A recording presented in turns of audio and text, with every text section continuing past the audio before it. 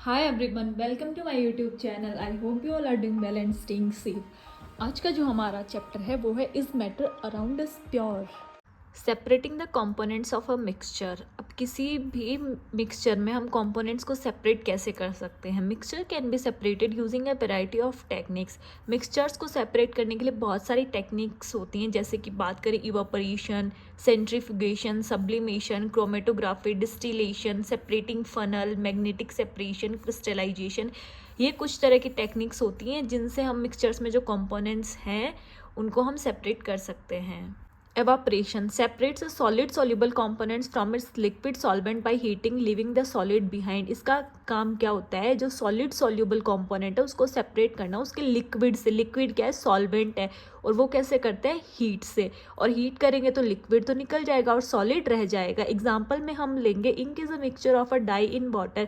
हमें पता है कि इंक क्या है?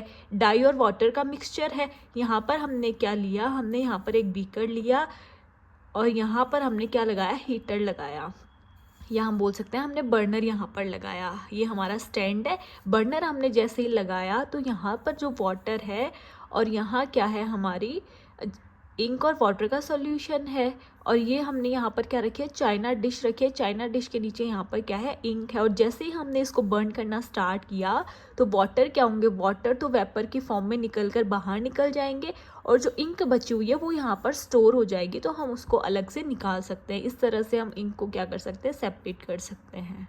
Centrifugation uses high speed relation to separate denser particles from light particles such as separating cream from milk। Centrifugation में हम जो है मिल्क से क्रीम निकालते हैं उसे हम सेंट्रीफ्यूगेशन बोलते हैं। सेंट्रीफ्यूगेशन में इतनी हाई स्पीड होती है कि वो बहुत कुछ सेकंड में ही जो है मिल्क से क्रीम निकाल देता है। सब्लिमेशन। सब्लिमेशन क्या होता है? Separate components directly solid to gas. हमने पहले भी पढ़ा था सब्लिमेशन क्या करता है? सॉलिड को डायरेक्टली गैस में कन्वर्ट कर देता है बिना लिक्विड के यूज़ लिए बिना। एग्जाम्पल की हम बात करें अमोनियम क्लोराइड, नेफ्थलीन एक्सेट्रा। यहाँ पर हमने क्या लिया है? ये हमारा स्टैंड है, यहाँ पर हमने बर्नर लिया है। यहाँ इस स्टैंड पे हमने चाइना डिश रखी और उस चाइना डिश में हमने इन्वर्टेड फनल को उल्टा कर कर यहाँ पर रखा। तो फनल का ये वाला जो एंड है इसको हम कॉटन से कवर कर देंगे। यहाँ हमारे पास चाइना डिश में यहाँ हमने अमोनियम क्लोराइड और सॉल्ट का सॉल्यूशन लिया। जैसे ही बर्नर ने हीट देना स्टार्ट किया तो अमोनियम क्लोराइड क्या करेगा? वेपरिंग करना स्टार्ट कर देगा, वेपर्स निकलने स्टार्ट हो जाएंगे और यहाँ पर क्या होगा? अमोनियम क्लोराइड जो है वो यहाँ पर सेटल डाउन हो जाएगा आकर और धीरे धीरे वो क्या करेगा? सॉलिडिफाई करेगा खुद को। Chromatography separates different solutes dissolved in the same solvent based on their different rates of a movement on a stationary phase such as pigments in ink। Chromatography का काम क्या होता है? ये सॉल्यूट के पार्टिकल्स को सेपरेट करने का काम करता है। कैसे सेपरेट करेगा? उसके मूवमेंट्स के ऊपर बेस करेगा। वो स्टेशनरी फेज से उसको मूवमेंट करवाना स्टार्ट करेगा और उसके बाद सेपरेशन करना स्टार्ट करेगा। एग्जाम्पल में हम देख सकते हैं इंक के पिगमेंट्स। डिस्टिलेशन या फ्रैक्शनल डिस्टिलेशन क्या होता है? Separates miscible liquids based on boiling point differences. Miscible liquids क्या होता है? मिसिबल क्या होता है? वो जो आपस में मिल सकते हैं। तो डिस्टिलेशन प्रोसेस क्या होता है? ये जो मिसिबल लिक्विड्स है उनको सेपरेट करने का काम करता है और वो किस पे डिपेंड करता है? वो उसके बॉइलिंग पॉइंट के डिफरेंसेस के ऊपर डिपेंड करता है। Example water and acetone. Separating funnel used to separate immiscible liquids based on density differences। Separating funnel का काम क्या होता है? इमिसिबल लिक्विड्स जो पार्टिकल्स आपस में मिल नहीं सकते, जो लिक्विड्स आपस में मिल नहीं सकते वो इमिसिबल होते हैं। तो उन इमिसिबल लिक्विड्स को सेपरेट करना और वो उसकी डेंसिटी के डिफरेंस पे डिपेंड करता है। एग्जाम्पल की बात करें ऑयल एंड वाटर।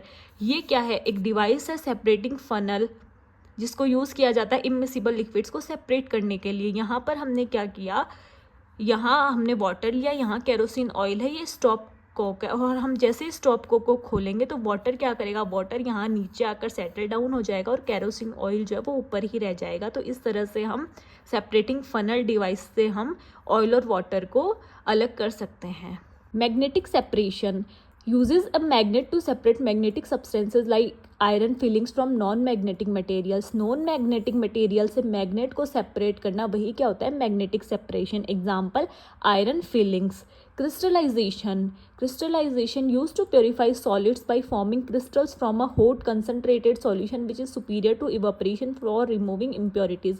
Crystallization का काम होता है कि solids को purification देना, pure form में लेकर आना, क्योंकि वहाँ पर क्या होते हैं क्रिस्टल्स बन रहे हैं, कोई भी हॉट या कंसनट्रेटेड सॉल्यूशन है उससे क्रिस्टल्स बन रहे हैं और उन क्रिस्टल्स को प्योरीफाई करना, सॉलिड्स में प्योर फॉर्म में लाना, वही क्या होता है क्रिस्टलाइजेशन. और ये क्या होता है, इसका काम भी इम्प्योरिटीज़ को रिमूव करना होता है. Physical and chemical change. Physical change के एग्जांपल की बात करें तो वाटर है. वाटर क्या किया हमने, वो आइस में कन्वर्ट हुई, आइस से फिर वाटर वेपर में कन्वर्ट हुई, तो क्या हम वाटर वेपर को वापस वाटर की फॉर्म में ला सकते हैं? हम ला सकते हैं, तो वो होता है फिजिकल चेंज. केमिकल चेंज की बात करें तो पेपर है. पेपर को हमने बर्न किया और उसको जलाने के बाद हमें क्या मिली, ऐश मिली, तो क्या उस ऐश को हम वापस पेपर में चेंज कर सकते हैं? नहीं कर सकते.